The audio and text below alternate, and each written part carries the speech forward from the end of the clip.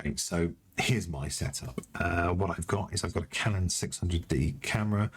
I bought that because I wanted to get into sort of photography and videography and things like that, and I wanted a camera that was kind of an all-rounder, could do a little bit of everything, and certainly something that, you know, had enough features, enough functionality that I could really learn what it was all about. And again, I searched for God knows how long, trying to pick a camera. What should be the first camera? I didn't have a massive budget. I didn't want to spend a lot of money on something that potentially I don't know, I might get bored of and wouldn't pursue. So I didn't want to invest a lot of money. Not that I had any to invest in the first place, but so yeah, it was suggested by quite a few of the professionals out there that, you know, the Canon 600D or the T3i, I think they call it in America, was a really good choice for a starter camera. So perfect, I'll go with that. I mean, it records up to 1080p, which I thought was going to be more than enough if I'm doing these sorts of talking head style videos, uploading to YouTube. Then yeah, I think that would be more than adequate, certainly to start with. Who knows later on? I don't know why on earth you might want to see my face in 4K. I don't know, but you know, 1080p is adequate for now, so it's perfect. As autofocus, it doesn't do continuous autofocus in video mode, so I can't do too much movement sort of towards the camera and further back. That's out of focus, but once I've set the focus up and it's a talking head video, so happy days, we're all good to go.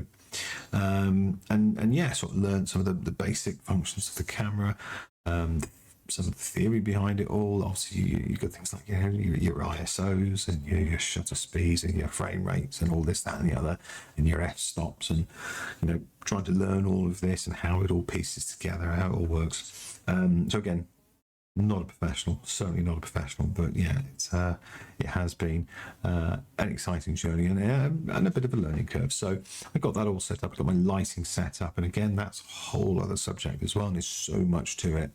I want to create a separate video on that, actually. My experiences of hitting the record button for the first time and playing it back and thinking, it's utter shit. It looks crap. What on earth? This can't be 1080p, surely. And again, it's obviously you start learning then, don't you? And you know, it's all about lighting and the positioning of the lighting. I'm not saying I've got everything set up perfectly, exactly how it should be. I quite like the look of it. But I'm not saying for 1 second this is a professional setup. I know exactly what I'm doing. No, I'm still learning. But it's quite exciting to put the lighting in place and set everything up, and then to see the result. And you look at the quality and think, oh, actually, that's not that bad.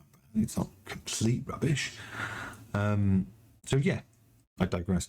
And that's why I went out and bought the Canon 600D camera. Now then, obviously there are a couple of limitations with the camera when it comes to recording, because what I wanted to do, my end goal was to have everything connected to the computer. The computer does all the recording, because again, I can record, and it's all in real time, so it's all synchronized automatically. I press record in one place, and so the video, the audio, and also my screen capture as well, for if I'm doing an illustration video, tutorial style video, everything's just recorded at the same time, and I'll be left with like two files, with my camera video, my audio, and my screen capture. I know that's three things, but the audio and the video will be in the same file. I've got two files, and I can just drop that straight into DaVinci Resolve and do the editing and everything else. That was my plan.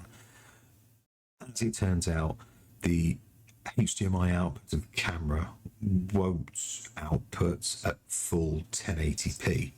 So I got it all set up and working, and one of my previous videos I recorded obviously through the computer using OBS Studio, and I tried for ages to get the quality better, because I've recorded other stuff before, test videos, and the quality's all right, it looks pretty good.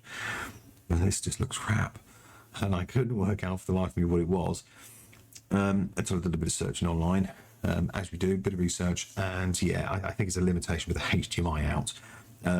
Because as standard, the HDMI out, I think, is by design, the camera design was to allow you to connect a monitor, so that when you're filming, you can check all the different settings. It shows you on the screen, you know, your ISO settings and your frame rates and all that good stuff.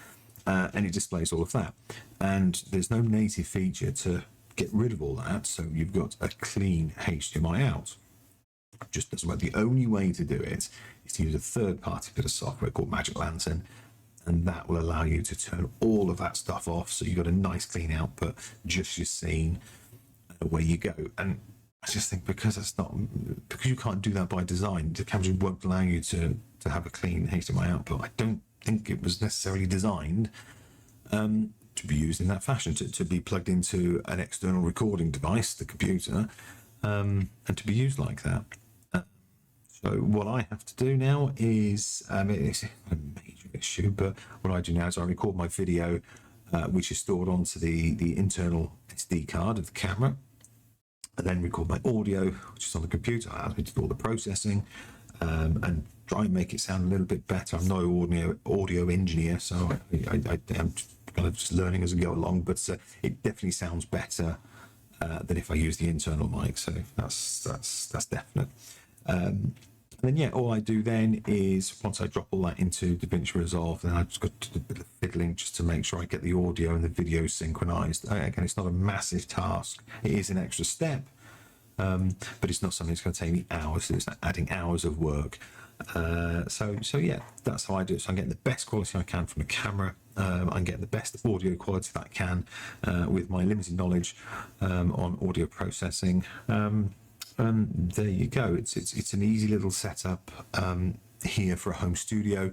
If I was recording out and about, if I was doing like a walk and talk style videos, then obviously I would be lugging about a laptop or anything while I'm doing all of this. You know, I'd have to use something like an external mic, which it would record its audio separately. You know, if I had like one of those what they call it, a lavalier mic or something attached to me, and perhaps that's being recorded on a separate device, and again I record on the camera and then just synchronize it up again in post. Yeah, could do that, or I could attach maybe like a shotgun mic onto the camera and use the audio input. Although I don't know, a lot of things I've read online, a lot of the forums say that even using an external mic with the audio input on the camera is still not the best. I don't know if that's the limited capabilities of the camera for audio processing. I'm not too sure, but so that certainly doesn't apply to me. I put it all in my studio setup. So yeah, there we go.